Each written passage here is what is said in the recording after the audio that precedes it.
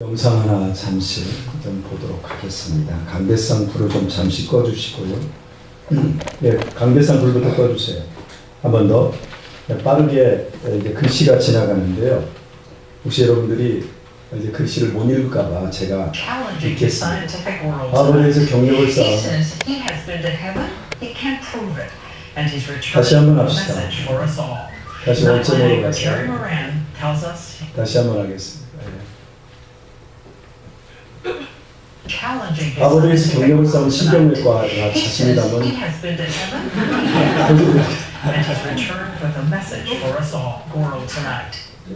이따 설명하겠습니다. 그냥 하세요. 넘기세요. 아버지의 신경외과 교수 이야기입니다. 죽은 다음에 천국에 갔다 왔습니다. 그리고 뉴스에 나온 겁니다. ABC 뉴스에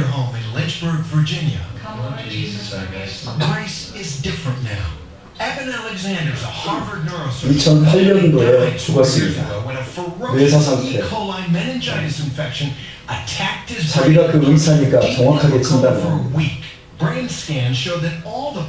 이게 일반인의 뇌랍니다.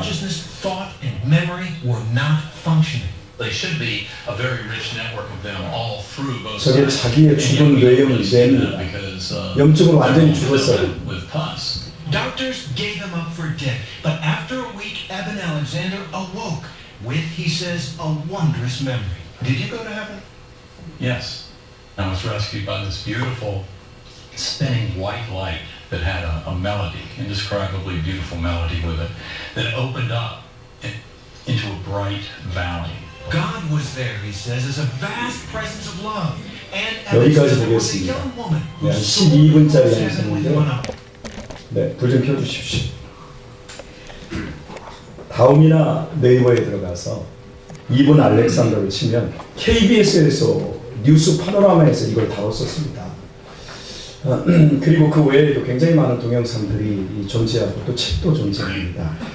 이분이 죽었다가 살아났습니다. 그리고 천국을 보았다라고 하는 책을 2권이나 썼습니다. 원래는 이 양반은 불가지론자였습니다. 아무것도 할 수 없다, 아무것도 없다 이런 분이었지요. 그런데 본인이 경험하고 본인이 과학적인 의사로서 경험을 하고 천국은 실제한다라고 하는 걸 말하고 있는 분이십니다. 2013년 7월 22일자에 실렸던 국민일보 이태영 기자의 이분에 관한 칼럼을 제가 그대로 소개하고 설교를 시작을 하겠습니다. 6월 초 미국 버지니아주 린치버그의 자택에서 만난 나는 천국을 보았다의 저자 이분 알렉산더 박사는 인터뷰에서 4년 전 자신이 회생 확률 0%의 의식불명 상태에 처한 7일 동안 천국을 보았다고 말했다. 그는 다시 이 땅으로 귀환한 이후 스스로 질문했다고 한다. 나는 왜 돌아와야만 했을까?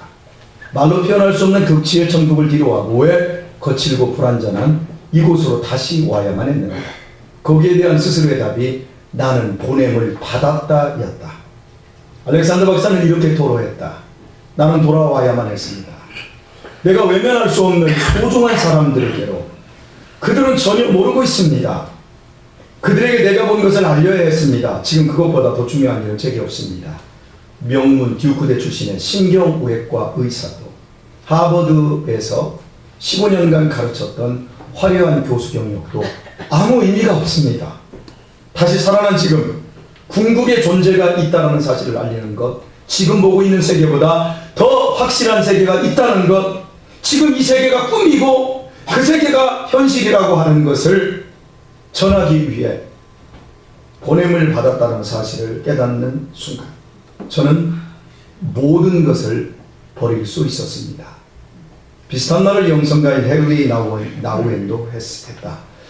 교통사고로 죽은 문턱까지 갔던 그는 수술을 받고 다행히 회복되었고 수술에서 깨어나자마자 아직도 살아있다는 것을 알았을 때 나는 즉각적으로 내가 보냄을 받았다는 사실을 인식했다.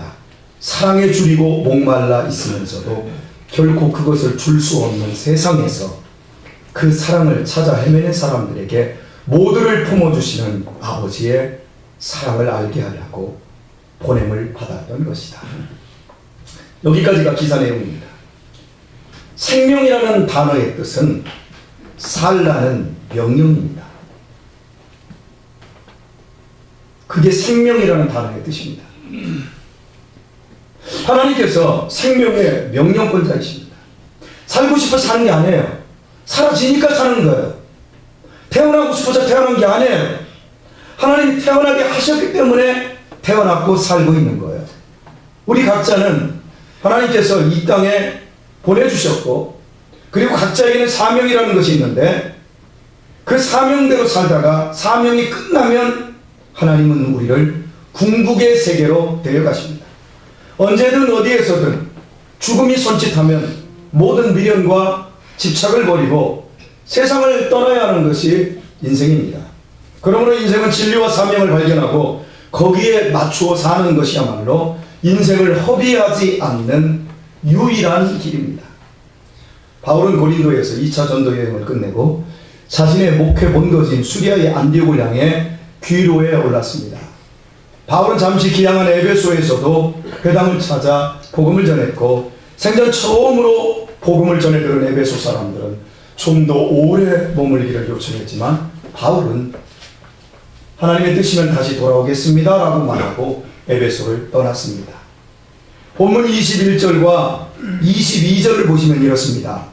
작별할 가로되 만일 하나님의 뜻이면 너희에게 돌아오리라 하고 배를 타고 에베소를 떠났습니다. 에베소를 떠남과 동시에 2차 전도 여행은 막을 내린 것입니다. 자, 22절을 보면 가이사랴에서 상륙하여 올라가 교회의 안부를 물은 후에 안디옥으로 내려갔다 그럽니다. 바울은 가이사랴에 도착하자마자 곧장 예루살렘으로 올라가 교회의 안부를 물었습니다. 사도들을 포함한 예루살렘 교회 교인들을 만나 자신의 2차 전도 여행에 관하여 보고했다라는 의미지요. 그리고 이어서 자신의 목회 본거지인 수리아의 안디옥으로 내려갔습니다. 그런데 이 짧은 본문에 굉장히 단순하게 얘기를 하고 있는데 여기에는 거리라는 것이 생략이 되어져 있어요. 그래서 우리가 그냥 성경을 읽는 것과 제가 그 지역을 갔다가 이 성경을 보는 눈이 달라졌어요. 자, 한번 지도를 한번 보도록 하겠습니다. 지도 펼쳐주시고요. 불을 한번 살짝 꺼주시고요. 네, 고맙습니다. 보시면 이게 이 안디옥입니다. 안디옥에서 2차 전도여행이 출발을 해서 이렇게 길리기아 쪽으로 해서 이고니온, 무시아라지나 드로아에서 제가 설교를 어디서부터 했냐면요. 여기 드로아에서부터 했어요. 여기 드로아에서부터 했던 게 벌써 그 1년 반 정도 되어가는 것 같습니다. 거기서 이제 이 에게를 넘어 이렇게 갔어요. 그리고 네아폴리, 빌립보, 암리볼리 이쪽 아볼로니아, 데살로니가, 베레아, 여기에서 이렇게 배 타고 아테네까지, 그리고 고린도에서 드디어 이제 귀향하고자 귀로에 오르고자 한 번에 쭉 갈 수 없기 때문에 이렇게 에베소를 들려서 잠깐 머무는 동안 복음을 전하고 다시 이렇게 해서 이 피부에서 잠깐 머물렀다가 이 기록은 없습니다만은 이렇게 당시에 100길이 이랬습니다. 여기에서 이제 드디어 가이사랴로 이렇게 오게 되었습니다. 자, 다른 지도 하나 주세요. 이거 좀 작게 좀 축소를 하면서 이 지역을 좀 확대를 해봤습니다. 네, 밑으로 쭉, 됐습니다. 네, 됐습니다. 자, 오늘 본문의 얘기는 이렇습니다. 가이사랴에서 예루살렘으로 올라갔습니다. 거리가 짧지요. 이 거리가 105km입니다. 105km면 서울에서 대전거리입니다. 그리고 여기에서 여기 안디옥까지의 거리는 480km입니다. 자, 이걸 가지고 제가 이 본문을 한번 읽어볼게요. 죄송합니다. 가이사랴에서 상륙했어요. 여기서 상륙해서 그 다음에 뭐라고 얘기하냐면 올라가 교회의 안부를 물었어요. 어디에 올라갔냐면 예루살렘에 올라갔다는 얘기예요. 그 다음에 여기에서 안부를 물은 다음에 안디옥으로 내려갔다. 여기가 안디옥이에요. 여러분, 거리가 그냥 생략이 되어져 버렸어요. 자, 이제 불을 좀 켜주시고요. 이제 그림을 그만 보도록 하겠습니다. 서울 세종로 이수진 장군 상을 도로의 원점으로 잡습니다. 우리나라는. 그 원점을 기점으로 해서 부산시청 안에 있는 도로 진표까지의 거리가 정확하게 477km입니다. 예루살렘에서 수리아 안디옥의 거리는 이 거리보다 3km가 더 먼 거리인 480km입니다. 굉장히 먼 거리죠? 그런데 왜 성경이 이 먼 거리인 105km와 480km를 마치 이웃집에 가는 것처럼 기술하고 있을까요? 가이사랴에서 105km를 가려면 최소 3일 길입니다. 그리고 480km는 하루에 40km를 걷는다고 해도 12일이 소요됩니다. 우리 교회에서 40km를 걸을 수 있는 사람이 있을까 싶어요. 저는 40km를 하루는 걷습니다. 그런데 12일 못 걷습니다. 어마어마한 거리입니다. 그런데 이렇게 어마어마한 거리를 마치 이웃집에 갔듯 원래 상륙하여 올라갔다가 다시 수리아 안디옥으로 내려갔다 이렇게 표현하고 있어요. 왜 그럴까요? 바울의 2차 전도 여행은 주 49년부터 52년까지 3년에 걸쳐 5천여 킬로미터에 달하는 대장정이었습니다. 그 대장정의 선교 역사 동안 수많은 죽을 고비와 헐벗음과 고난과 핍박이 있었습니다. 그럼에도 복음을 전했습니다. 그리하여 하나님의 은혜로 말미암아 빌립보와 데살로니가와 베레아와 고린도에 교회가 세워졌습니다. 그 대장정과 관련하여 바울에게는 예루살렘과 및 수리아 안디옥의 교인들과 나누게 될 믿음의 스토리가 생기게 된 것입니다. 이 두 교회 역시 바울의 선교 여행 동안 바울을 위해 기도하지 않았겠습니까? 이런 점을 감안할 때 2차 전도 여행을 보고하고 함께 나눌 은혜를 생각할 때 바울의 가슴은 벅차올랐을 것입니다. 바로 그 기쁨이 105km와 480km 총 18일 이상의 거리를 인접한 이웃집처럼 만든 것입니다. 그리고 바울의 기대처럼 3년 동안 5000km에 이르는 믿음의 험악한 스토리를 전해들은 예루살렘과 수리아 안디옥 양교회 교인들은 참으로 큰 은혜와 감동을 받았을 것입니다. 믿음으로 행하여 사명을 감당한 스토리를 듣는 일은 말하는 사람이나 듣는 사람 모두에게 큰 힘과 위로를 줍니다. 그러나 믿음의 사람이 사명 감당을 못한다라는 이야기를 듣는 것은 매우 가슴 아프고 불쾌한 일이 됩니다. 설교를 잘 들어주면 제가 기분이 좋은데 이렇게 다 눈 감고 있으면 기분이 너무 불쾌하지.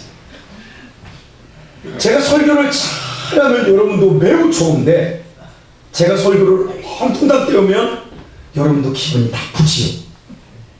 그치요? 이제 정신이 퍽 뜨는 얘기 한번 해볼까요? 송탄 북부 여성회관과 분수공원이 있는 앞 삼거리에는 와플과 붕어빵을 파는 작은 포장마차가 있습니다. 그 작은 포장마차는 17년 전 친구의 배신으로 전 재산을 날리고 빚잔치 다 하고 아무것도 없이 된 상태에서 뇌출혈이 왔고 한쪽이 마비가 온 남자 집사님과 여자 권사님 부부가 애를 둘 데리고 살기위해 발버둥 치고 있는 삶의 터전입니다. 남편이 40대 초반에 쓰러졌을 그때 제가 병원 전도하면서 바로 그때 만났기에 그 부부와 벌써부터 알고 있는 사이였습니다. 가끔씩 제가 저녁 때 산책을 하면서 아이들 데리고 이제 산책을 하면서 와플 사주러 다녔는데 한 달 반 전부터 와플을 굽지 못하고 있었습니다. 그 이유가 이러했습니다. 이웃에서 전기를 끌어서 썼는데 그 전기를 대주던 분이 이사를 가버렸어요. 그 전기를 공급받을 수 없게 되어 와플 굽는 그 전기 기계가 작동을 못하는 거예요. 그래서 와플을 못 굽는 거예요. 힘든 가운데서도 굉장히 밝게 사시는 권사님께서 그날 눈물을 흘리시면서 전해준 이야기는 이러했습니다. 가장 가까이 1층 상가에 있는 세입자가 전기를 대주겠다고 했는데 그 건물주가 주지 못하게 했답니다.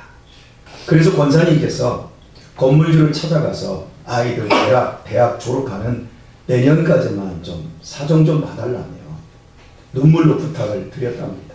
그냥 달라는 것도 아니고 전기세를 내면서 전기 가설하는 거 다 비워줄 테니까 좀 해달라 그러는데 싫다 그랬답니다. 냉정하게 거절당했대요. 이어서 다음 건물에 있는 10여 년을 알고 지내는 분에게 요청을 했답니다. 여자분이 남편하고 상의하고 결정하겠다고 해서 희망을 가졌는데 남편이 저녁 때 거절을 했답니다. 그래서 가서 또 말을 했는데도 안 된다고 딱 잘라버렸답니다. 너무나 매정함에 눈물만 나온다 하셨습니다. 그 얘기를 듣자니 참 제가 가슴이 아팠습니다. 그런데 말입니다. 전기를 주지 않는 건물주와 또 다른 세입자 모두는 송탄에 이름만 대면 알만한 큰 교회를 다니는 집사님들이십니다. 어떻게 그럴 수 있을까? 천지의 주제이신 하나님의 긍휼을 입어 값없이 하나님의 자녀된 성도들이 과연 이래도 되는 것일까?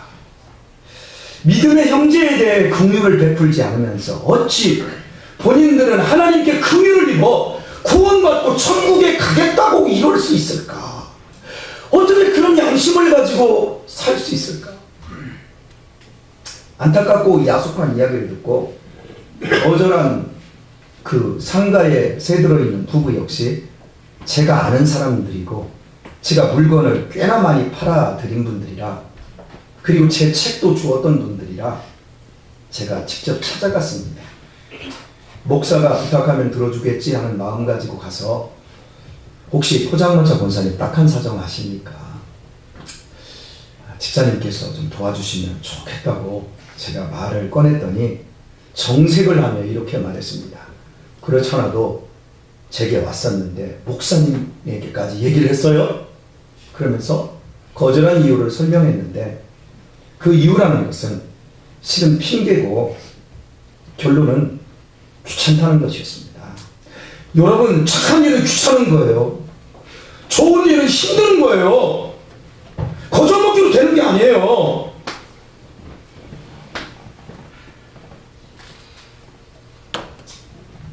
한 주간 마음이 굉장히 속상했어요. 그리고 그 주일 점심시간에 장로님들과 상의해서 저희 교회가 부재비를 여러분이 5,000원도 내고 10,000원도 내고 한 달에 이렇게 모아놓는 데 있지 않습니까? 그래서 저희 교회가 전기를 만들 수 있는 휴대용 발전기를 사주기로 결정을 했습니다. 모두 흔쾌히 뜻이 통일되는 장로님들이 얼마나 멋있고 감사했는지 곧바로 제가 포장마차로 달려갔어요. 그리고 우리 교회의 뜻을 전달했습니다. 기쁘게 받으실 줄 알았어요. 그런데 아니었어요. 우리 교회의 뜻은 고맙게 생각하고 기쁘게 받은 것을 하겠다며 한사코 받지 않겠다는 것이었어요.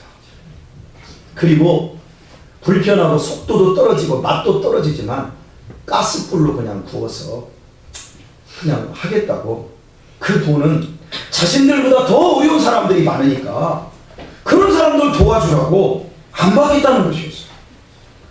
너무나 황당하게 남자 집사님께서 말씀하시면서 목사님, 이보다 어려운 상황도 제가 참고 인내하며 왔어요.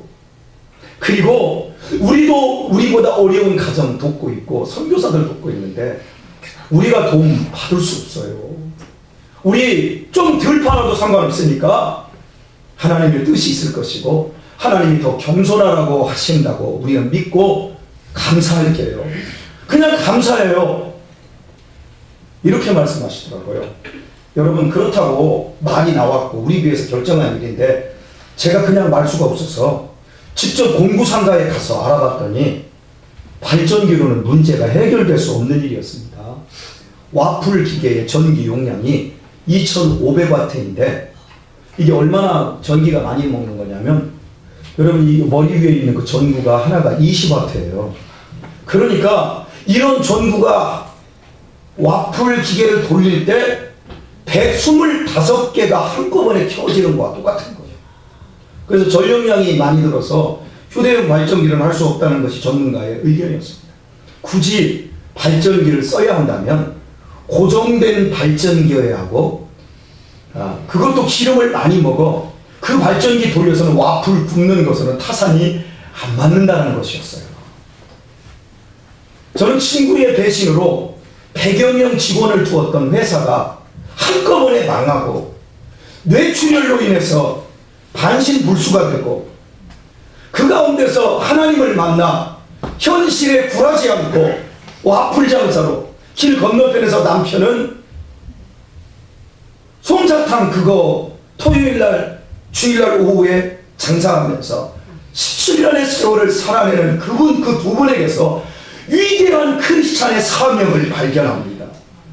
그리고 그것이 얼마나 귀하게 느껴지는지 몰라요. 처한 환경에 상관없이 부할 때는 부한 대로 가난할 때는 가난한 대로 삶의 사명을 감당하는 사람은 아름다워요.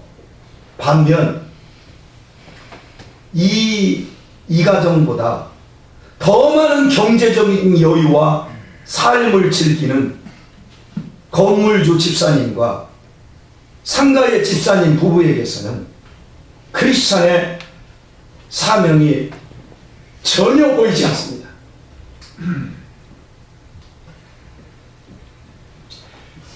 상가에서 제가 가끔 가보면 막 강아지 막 머리 빗기고 있어요. 2마리 가리 옷 입히고 있어요. 그리고 저녁 때는 그 분수공원에 가가지고 개 운동시키고 있어요. 그런 경제적인 여유와 삶을 즐기면서 긍휼을 베풀지 않는 그 사람들에게서는 크리스찬의 사명이 전혀 보이지 않아요. 그래서 불쌍하고 한심스러워요. 그분들이 장차 주님 앞에 서게 될 때 너는 어떤 믿음의 스토리를 가지고 왔느냐? 이렇게 물을 텐데 도대체 개 샴푸만 하다 왔어요.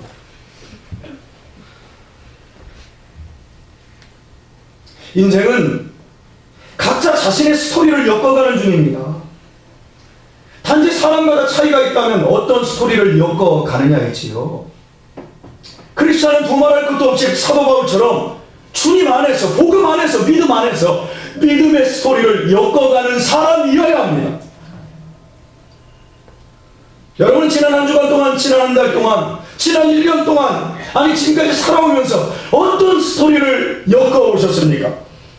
돈 벌고 성공하고 욕망을 성취하고 쾌락을 쫓는 데는 일가견을 이루며 누구 못지않은 스토리를 엮어왔지만 정작 주님 안에서 엮은 믿음의 스토리는 단 몇 줄도 되지 않는 것은 아닙니까? 우리들 각자는 육신의 때를 지나 영혼의 때가 될 때 우리가 살아낸 믿음의 스토리를 가지고 천국문 앞에 서게 됩니다. 오랫동안 정욕만 탐닉했던 솔로몬이 헛되니 모든 것이 헛되다라고 한탄했듯이 믿음의 스토리가 아닌 인생 스토리는 아무리 화려하고 두터워 보여도 순식간에 사라지는 물거품처럼 무의미할 뿐입니다. 저는 오늘 본문에서 설교를 준비하기 위해 본문을 읽다가 얼마 있다가 떠나 이 본문에 이 말씀에 제 가슴이 뭉클했습니다. 우리가 100년을 산다 할지라도 막상 세상 떠나는 날이 오면 얼마 있다가 떠나는 것처럼 짧게 느낄 것입니다. 92세 되신 우리 민장로님의 어머니, 90세 되신 황기성 목사님, 제게 늘 하는 말, 인생 잠깐입니다. 어떻게 90세가 92세가 인생 잠깐이란 말이에요. 인생의 부귀영화를 누린 사람일수록 막상 죽는 날이 되면 인생이 더 짧게 느껴지고 허무하게 느껴질 것입니다. 3년 만에 자신의 목회 본거지인 안디옥 교회로 귀환한 바울은 믿음의 스토리를 나누며 행복한 나날을 보냈을 것입니다. 그리고 얼마 지나지 않은 뒤에 다시 안디옥을 본문에 보면 떠났습니다. 그런데 그냥 떠난 게 아니라 이는 향후 6년에 걸친 3차 전도 여행이 시작된 것입니다. 그런데 3차 전도 여행이라고 하는 위대한 여행이 다 시작됐는데 그런 흔적이 전혀 보이지 않아요. 그냥 얼마 있다가 떠나 갈라디아와 부르기아 땅을 차례로 다니며 모든 제자를 굳게 하니라. 여러분, 바울은 1차, 2차, 3차 전도 여행, 즉 3번에 걸친 바울의 전도 여행은 모두 수리아의 안디옥에서 시작되었지만, 그러나 그의 3차 전도 여행에는 앞선 2번의 전도 여행과는 근본적인 차이점이 있었습니다. 1차 전도 여행과는 달리 본문에서 수리아의 안디옥을 출발한 사도 바울은 3차 전도 여행을 끝내고서도 그의 생애에 다시는 안디옥으로 되돌아오지 못했습니다. 3차 전도 여행을 끝낸 바울이 예루살렘에서 체포된 후 로마로 압송되어 참수행을 당해 죽었기 때문입니다.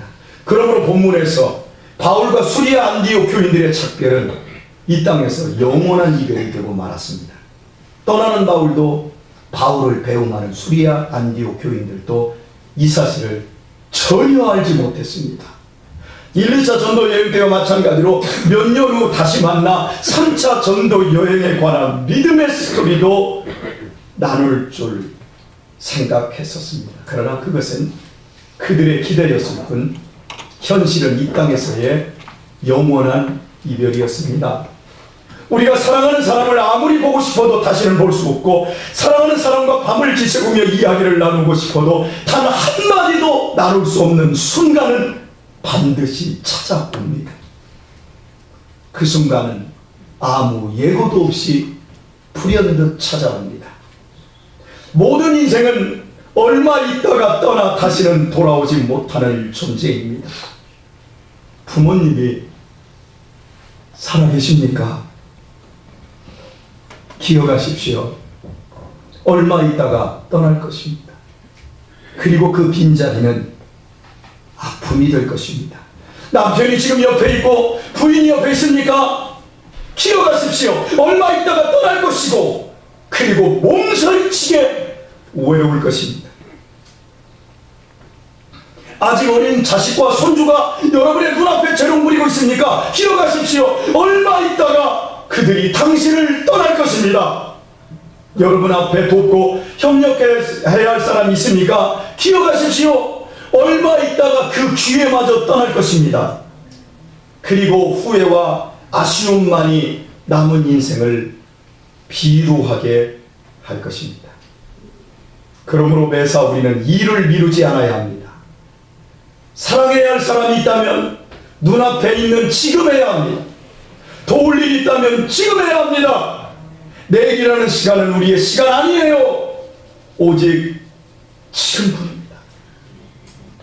흐르는 시간에게 배운 지혜라는 제목의 시간의 중요성에 대한 통찰력 있는 시 한 편을 소개하겠습니다. 잘 들어보세요. 인생의 스승은 책이라고 생각했는데 살아갈수록 그게 아니라는 생각이 든다. 언제나 나를 가르치는 건 말없이 흐르는 시간이었다. 풀리지 않는 일에 대한 정답도 흐르는 시간 속에서 찾게 되었고, 이해하기 어려운 사랑의 메시지도 거짓없는 시간을 통해서 찾았다. 언제부터인가 흐르는 시간을 통해 삶의 정답을 찾아가고 있다. 시간은 나에게 스승이다. 어제의 시간은 오늘의 스승이었고 오늘의 시간은 내일의 스승이 될 것이다. 가장 낭비하는 시간은 방황하는 시간이고, 가장 교만한 시간은 남을 깔보는 시간이며, 가장 자유로운 시간은 규칙적인 시간이다. 가장 통쾌했던 시간은 승리하는 시간이었고, 가장 지루했던 시간은 기다리는 시간이었으며, 가장 서운했던 시간은 이별하는 시간이었다. 가장 겸손한 시간은 자기 분수에 맞게 행동하는 시간이고, 가장 비굴한 시간은 자기 변명을 늘어놓는 시간이었으며 가장 불쌍한 시간은 구걸하는 시간이었다. 가장 가치 있는 시간은 최선을 다한 시간이었고 가장 현명한 시간은 위기를 슬기롭게 극복한 시간이며 가장 분한 시간은 모욕을 당한 순간이었다. 가장 뿌듯한 시간은 성공한 시간이고 가장 달콤한 시간은 일한 뒤 휴식 시간이며 가장 즐거운 시간은 노래를 부르는 시간이었고 가장 아름다운 시간은 바로 사랑하는 시간이었다. 여기까지입니다. 각자의 인생 스토리는 언제나 주어진 현재라는 시간 위에서만 기록이 가능합니다. 어떻게 살든 시간은 흘러갑니다. 흥청망청 살든 고통스럽게 살든 시간은 흘러갑니다. 오직 주도적으로 바르게 사용하는 시간만 내 것이 됩니다. 그러하게 인생은 두 번 다시 고칠 필요 없이 현재를 최선을 다해 의와 진리와 거룩함으로 수를 놓아야 합니다. 2014년 4월 16일 여객선 세월호가 진도 인근 해상에서 침몰하여 304명이 죽는 참극이 일어났습니다. 특히 희생자들 가운데는 제주도에 수학여행 가던 고등학생들이 많아 온 국민이 심한 충격을 받았습니다. 수학여행을 떠나가는 아침, 학생들이나 부모님들 중 누구도 그것이 영원한 헤어짐이 될지 몰랐습니다. 그 참극을 빚은 세월호가 소속된 청해진 해군의 실질적 소유주는 유병원이라는 사람이었습니다. 그는 목사이자 사업가로 1979년 주식회사 세모를 설립하였고 1987년에는 그 무시무시했던 오대양 사건으로 검찰 조사를 받았고 1991년에는 상습 사기 혐의로 구속 기소되었습니다. 출소 후에 아에란 가명으로 사진작가로 널리 활동하기도 했습니다. 다양한 이력이 있지만 그의 실질적인 정체는 구원파로 불리는 이단 기독교 복음 침례회의 교주였습니다. 그는 하나님의 이름을 빙자하여 속이는 일을 일삼으며 자신의 부귀영달을 위한 한평생을 산 사람이었습니다. 세월호 침몰 후 유병원 회장은 검찰의 출도 명령을 무시하고 소위 구원파의 성지로 불리는 안성의 금수원에서 신도들의 비호 아래 숨어있다가 어느 날 무책임하게 도주해버렸습니다. 유 회장과 그의 자녀들은 일반인이 상상하기 힘든 막대한 재산을 보유했을 뿐 아니라 모두 재벌 같은 호합한 삶을 살았습니다. 검찰 발표에 따르면 유병원 회장은 도주하면서 마련했던 현금이 한화 약 30억과 미화 16만 달러나 되었습니다. 유병원 회장의 일가족이 누렸던 부귀 영화의 원천은 구원파 신도들의 헌금이었을 것이면 두말할 나위도 없습니다. 눈을 씻고 성경을 들여다봐도 구약의 선지자들 가운데 하나님의 말씀을 맹자하여 막대한 부를 축적한 선지자는 없었습니다. 신약의 사도들 가운데 주님을 팔아 자신의 가족들과 더불어 재벌 노름을 한 사도도 없습니다. 있다면 모두 하나님과는 전혀 무관한 거짓 선지자들, 거짓 사도들이었습니다. 성경 속에 선지자들과 사도들은 주님의 온전한 통로로 쓰임받기 위해 자신이 지녔던 것들마저도 온전히 내려놓은 빈 마음과 무소유의 실천자들이었습니다. 모두가 이 땅에서의 삶을 얼마 있다가 떠날 것이라는 분명한 정체성을 가지고 주님으로부터 부여받은 복음의 사명을 위해 하루하루를 의와 진리와 거룩으로 정성스럽게 손놓는 귀한 삶을 살았습니다. 그리고 그 무시무시한 죽음과 함께 감격 가운데 아버지 하나님께서 예비하신 영원한 천국을 향하여 기쁨으로 달려갈 수 있었습니다. 그렇지만 유병은 회장은 얼마 있다가 떠날 세상에서 하나님을 내세워 가족들과 재벌처럼 부귀영화를 누렸습니다. 전혀 이 땅을 떠나지 않을 것처럼 마치 자신은 영원히 살 것처럼 세상에 고정된 삶을 추구했습니다. 안타깝게도 한국교회의 많은 목사님들과 성도들 역시 이런 삶에 물들어 있다는 것이 안타까울 뿐입니다. 세속주의에 물들어 이 땅에서 누리는 부귀 영화에 함몰되어 천국이 없는 사람들처럼 사는 것입니다. 유 회장이 아무리 성경을 인용했어도 그가 믿은 하나님은 성경을 통해 당신을 계시하신 삼위일체 하나님이 결코 아니었습니다. 그의 종교적인 사기 노름은 세월호 사건으로 말미암아 온 천하에 웃음거리로 폭로되었습니다. 경찰을 따돌리고 남몰래 도주했던 유병헌 회장은 전남 순천의 매실밭에서 신원 미상의 변사체로 발견되었습니다. 그때가 8월달이었으니까요. 구더기에 뒤덮여 반백골 상태인 그의 시신이 얼마나 흉측했던지 그의 시신을 발견한 주민도 신고를 받고 출동한 경찰관도 모두 무연고 노숙자로 간주했을 정도였습니다. 그러나 시신 발견 당시 유병헌 회장이 입고 있던 점퍼는 일반인은 이름도 처음 듣는 최소 1천만 원이 넘는다는 최고가 명품 로로 피아나였습니다. 혹시 로로 피아나 아세요? 점퍼 하나가 1,000만 원이 넘는데 로로 피아나. 그뿐 아니라 그의 바지도 그리고 그의 속옷도 운동화도 모두 고가에 일반인들은 입지도 신지도 못하는 명품이었습니다. 그는 죽는 순간까지 고가의 명품들로 자신을 두르고 있었습니다. 하지만 그 명품들이 구더기로 뒤덮인 그의 시신이 만천하에 공개되는 것을 막아주지 못했습니다. 사람을 속이고 하나님을 기만한 그는 인간으로서 마지막 존엄성마저 지키지 못하고 구더기의 밥이 되고 말았습니다. 이는 그 자신이 겉으로는 화려하고 거룩했지만 실제로는 인생의 시간을 구더기처럼 살았다는 증거였습니다. 하나님처럼 군림하던 유병헌 회장의 비참한 죽음이야말로 하나님의 살아계심이 무섭도록 입증된 것이었습니다. 또한 모든 인생은 얼마 있다가 떠난다는 진리 역시 상기시켜 주었습니다. 황기석 목사님, 얼마 있다가 떠나실 겁니다. 민정탁 장로님, 얼마 있다가 떠나면 무척이나 그리울 겁니다.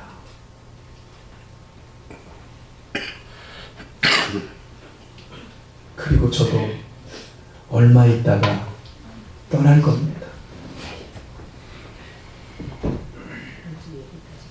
왜 이성적으로 설교하다 왜 여러분의 감성을 부추기는 줄 아시겠어요? 때로는 우리의 감성이 우리의 이성보다 더 위대할 수 있어요.